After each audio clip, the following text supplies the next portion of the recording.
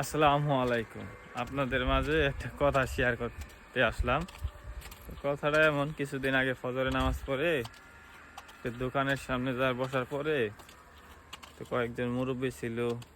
মানে কথায় কথায় একটা কথা উঠলো কি যে মানে পীর ধরা ছাড়া নাকি মরা হারাম, নাকি এরকম কথা বলো যে পীর ধরে মরতে হবে, মরার একদিন আগে হলেও পীর ধরতে হবে।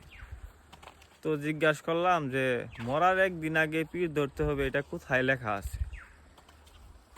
সে একটু মানে তখন রাগান্বিতই ভাবা বা মানে রাগার মতো রাইগে গেছে গেছে এরকম রাইগে গেছে। তো যাই হোক, তখন যখন জিজ্ঞানো হলো তারে যে আপনি এটা কোথায় পাইলেন, তখন কিছু বললো না। এটা কথায় কথায় ওর চুপ হয়ে গেছিল। তো আমার কথা হইলো যে আপনার পীর ধইরিয়া আপনার একদিন আগে হইলেও যাইতে হবে। ওয়ালাইকুম আসসালাম। তো এইটা কোন জায়গায় লেখা আছে? কোরআনের কোন জায়গায় যদি লেখা থাকে অবশ্যই আমার জানাবেন।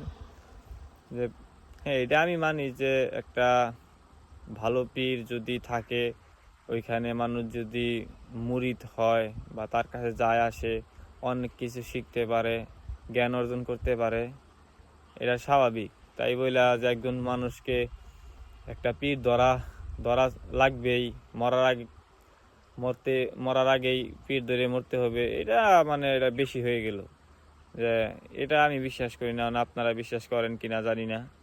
যদি আপনারা বিশ্বাস করেন তাহলে আমাকে একটু বলবেন। এটা নিয়ে আমি কনফিউজে আছি যে আমি এখনো কোথাও পাই নাই যে মরার আগে পীর ধরে মরতেই হবে। মানে এটা বাধ্যতামূলক নাকি, এটা একটু জানার ইচ্ছা ছিল। যদি কেউ জানেন অবশ্যই বলবেন। সবাই ভালো থাকবেন। আল্লাহ হাফিজ। আসসালামু আলাইকুম।